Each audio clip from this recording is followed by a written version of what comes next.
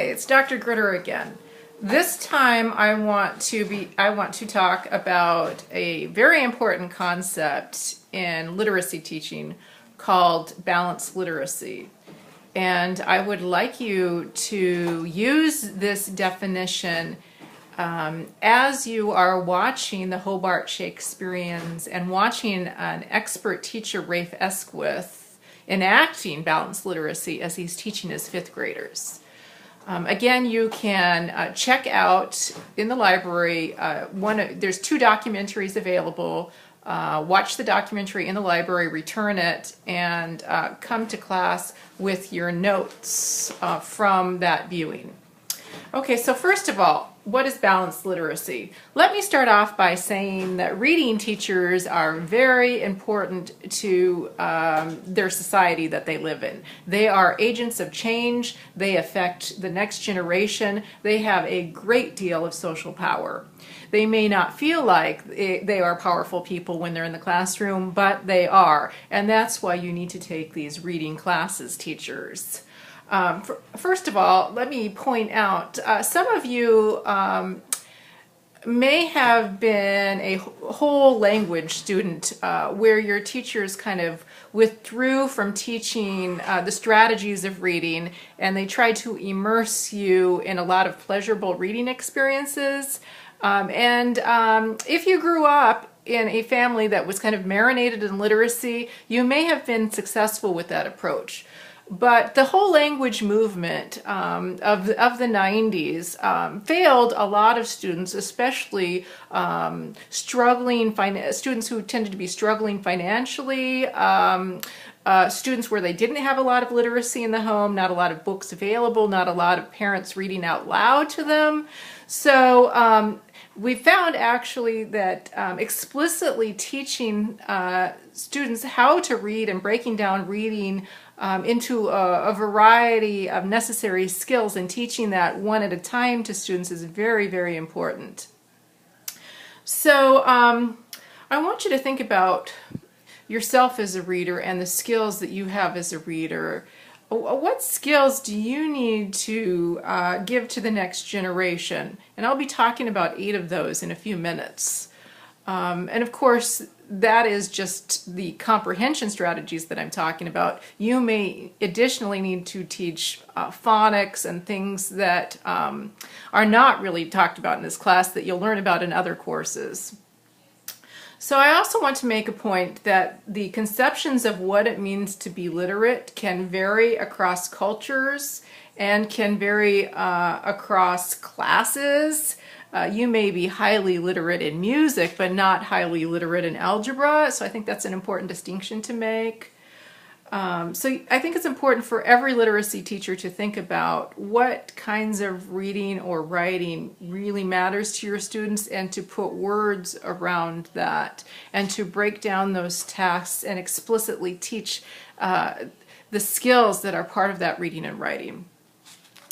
And I wanted to also make a point that children's literature, like all art, reflects the concerns of society. So when we are reading, we're reading about matters that concern the author, they may concern our students, and so there's a social justice element or reflection of society in literacy, in the literacy that we do and that we read.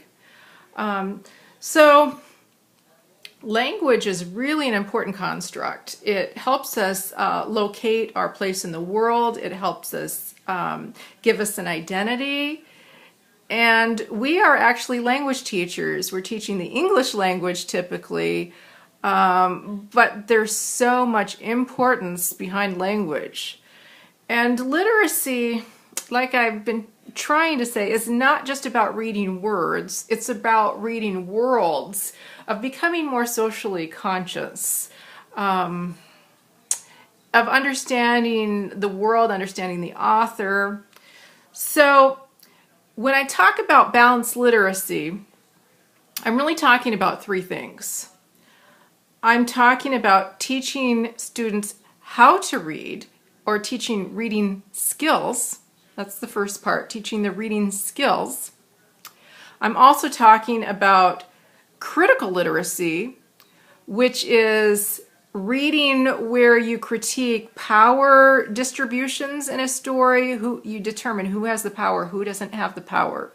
How can the people without power, what can they do in their reading or writing or their listening or speaking to have more power? And then finally, so that's the second part, kind of the critical literacy aspect. And finally, the third aspect of balanced literacy is bringing the pleasure. Finding those high quality, really fun or interesting books to read and discuss in a community, and find some pleasure there. So critical literacy, if I can go back to that second quality of balanced literacy, makes room for oppressed or underserved voices, for these voices to name their experience, to reclaim history, and to transform the future. And because of this is why literacy teachers have so much power. You are changing lives. You are maybe introducing pieces of history that have been neglected. So right now I want to back off. We'll be talking about pleasurable experiences. And when you're watching Rafe Esquith, you can see that this is a highly motivating environment where there's a lot of pleasure as fifth graders are reading. But I want to talk about the explicitly teaching the comprehension skills of good readers. And I want you, as you're looking, I want you to find out I want you to think about where is Rafe teaching explicit skills of reading. And you might have to really think about this because the social justice is obvious in his teaching and the pleasure is obvious, but the explicit reading teaching is not so obvious. And a lot of it was happening in his classroom but didn't make it in the video because it doesn't look as fun as the other two aspects of balanced literacy. But before I talk about 8 strategies of good readers, I want to make 3 points about good readers. First of all, good readers are highly metacognitive, which is a fancy way of saying they think about their thinking as they're reading. They know when they're totally comprehending and they're tracking with the author, and they know when they're not getting things, and they slow down and they use fix-it strategies to work themselves out of not understanding a particular passage. And then the third part, good readers have a purpose for reading. They're not just reading to absorb tons of information, but they have a particular purpose. And good teachers actually make this purpose for reading explicit. Just as I'm making the purpose for watching the video explicit. You're watching this video to try to see balanced literacy in action. Not just to enjoy the video, but to kind of flesh out an important construct in literacy teaching. So I want to talk briefly about the 8 sets of skills that teachers should be teaching their students as they're teaching reading. First of all, good reading teachers teach their students that their prior knowledge, which is also called their schema, is very important, and to be pulling out their prior knowledge as they're reading, to make text-to-self connections as they're reading. So first of all, prior knowledge is important, and you stop and emphasize what students already know if they're having a breakdown in comprehension.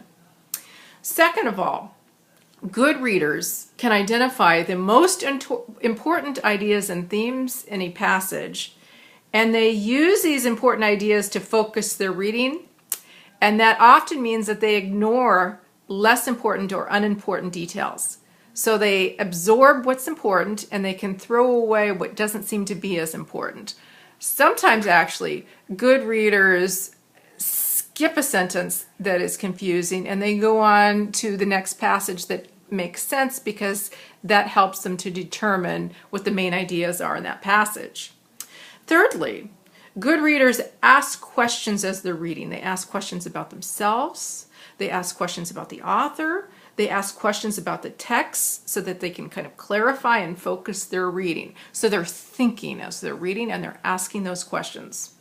And then fourth, good readers, and this happens usually when they're reading narrative type texts, but it could be expository text as well. They're creating visual or sensory images as they're reading, after they're reading, to deepen their understanding. They're playing that movie in their mind, and sometimes they're having an out-of-body experience where they're actually walking around in the text, and it's just a highly visual kind of thing. So they're playing movies in their minds. Fifth, good readers draw inferences from texts. And an inference is reading between the lines. They're able to kind of fill in details about the author.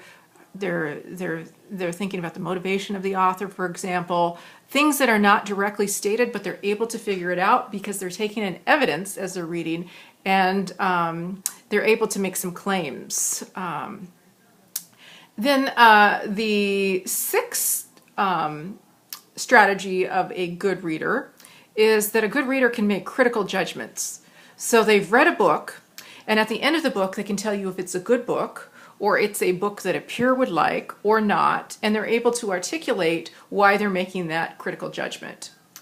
The seventh strategy of a good reader is that they can retell or synthesize what they've read and after they have read it. So retelling it is kind of saying in their own words what that particular passage was about.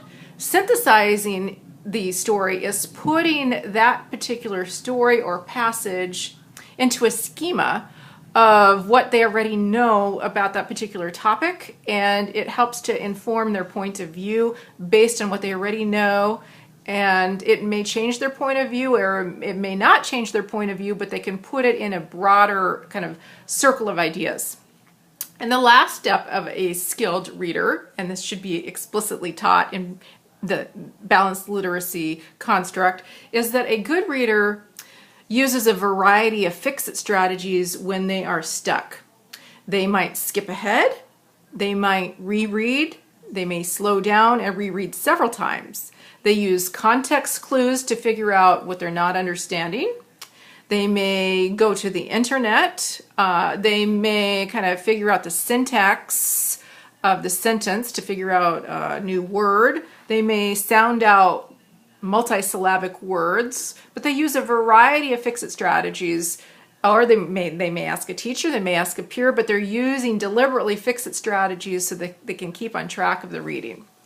Okay, so that's basically all I wanted to say about balanced literacy. If I went too fast, I guess you can go back and replay this video. You probably won't need to.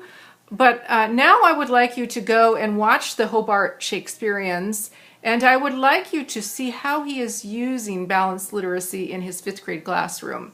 And just take notes of when he is providing a pleasurable experience for students, when he's doing critical literacy with students, and when he is explicitly breaking down reading tasks so they can understand it better.